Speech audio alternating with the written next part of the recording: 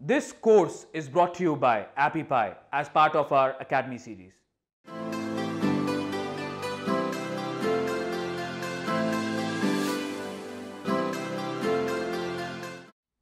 In this video, we're going to talk about finding the one action that you want your reader to take.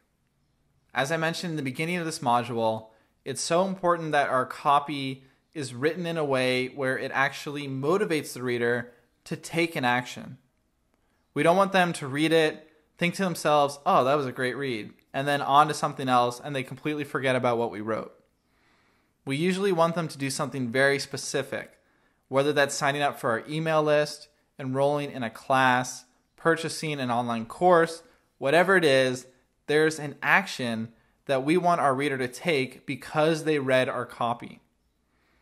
And the example I used earlier, which I want to reiterate because it's so great, is the one of a slippery slide.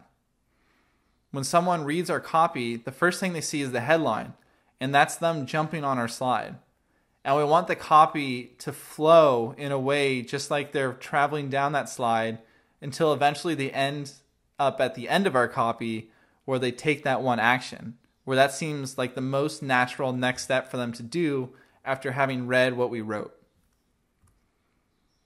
So this is referred to as your CTA, or call to action. And if you've been in the world of copywriting or online marketing for any period of time, you've definitely heard this term before. It is very well known. The call to action. What's your call to action? And here I'm going to show you an example of what a call to action looks like. It's usually a button where it says, in this example, click here to get the copywriting cheat sheet. So the one action that we want our call to action to lead someone to do is to click that button. That's our call to action. Click here, get our cheat sheet. And the key thing here is we want to make sure your CTA, or call to action, stands out from the rest of the page. So if we go back to this example with the red button, usually this would be on a page where there's not much red used, and the only red is around the button that we want them to click on. And the reason why I bring this up is the key underlying thing we want to keep in mind here is when we create a call to action, we want to make it very obvious where that person is supposed to go next and how they're supposed to do it. So if we have a big button at the bottom of our article that says, click here to get this freebie that you're going to want now that you've read all this copy, it's very easy, just like a slippery slide, for them to click on that button. It's the most natural next step. And you want to make it as easy as possible for your reader to take the next action. You want to describe to them exactly what they should do next, even if it seems painfully obvious. You want to say, there's going to be a big red button coming up below this copy. When you see that button, click on it. That kind of stuff. You don't want to assume that your reader already knows what they're supposed to do next. You want to spell it out as clearly as possible. And that action could be entering their email to get a piece of free content. It could be purchasing your online course, or it could be clicking on a link to your most recent blog post. There are 1,000 different actions that this thing could be, but the important thing is you're clear on what action you want them to take before you go ahead and write the copy, because it's going to help us focus our copy. Our copy is focused on eventually leading our reader to take that one action. So for example, this is a snippet from the Amazon Kindle store where it's this book titled The Copywriter's Handbook, a step-by-step guide to writing copy that sells. And the CTA, or call to action, is that orange button. It says buy now with one click. Now here's another example where I went to Melissa's website. We saw some of her stuff in an earlier video.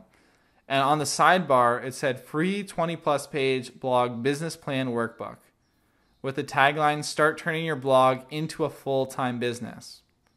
That's the copy. At the top, we have the headline or the title. Below that, we have a little sentence snippet of copy. And then below that, we have the CTA, or call to action. Send it to me. Click on that button and you get it sent to you. Now here's an example of a sign that I saw as I was walking through the street right outside where I live. It said, "Come drink mud for free," with an arrow pointing to the right. Now, this is an example of a strong call to action. They're saying, come drink this thing that we're selling for free and go this way.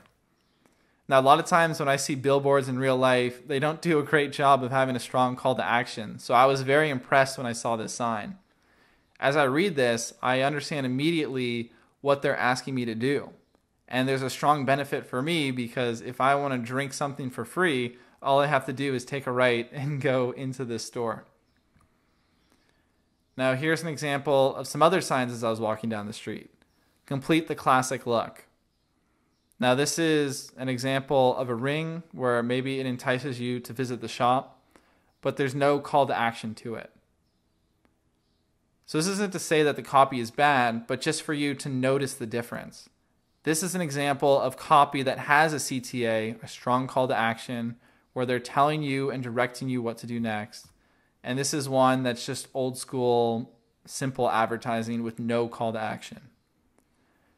Now, in most cases, when you're writing copy, when you're writing emails, sales pages, Facebook ads, you're going to want to include a call to action. But sometimes with these billboards, it doesn't make sense to include a call to action. So just something to keep in mind as we look through these examples. But the reason I included them is because I want to include as many different real-world examples as possible. Because a lot of this stuff, it's not black or white. We're just trying to get an understanding of the core principles, and then we're going to use those principles to write copy in any form that we choose. So here's an example of a website for a local hairstylist.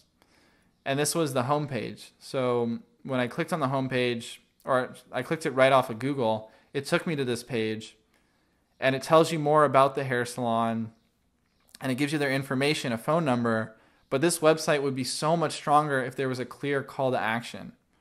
If there was a big button in a different color that said, click here to book your appointment, or even click here to book your first appointment at half off, that would bring way more business into this place.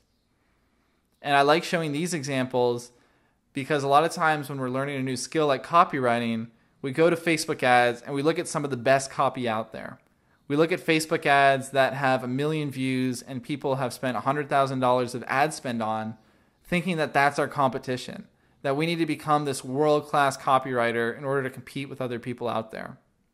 But the truth is, there is no competition. There are so many opportunities for you to use your skill of copywriting to add value and to help the people around you. In this case, with your copywriting knowledge, if you were to work with this hair salon, you could easily help them increase their business just with that simple copywriting thing of adding a call to action to their website.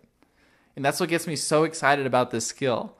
Once you start looking at the world around you through the eyes of copywriting, you're going to see opportunity in so many places that you've never seen before.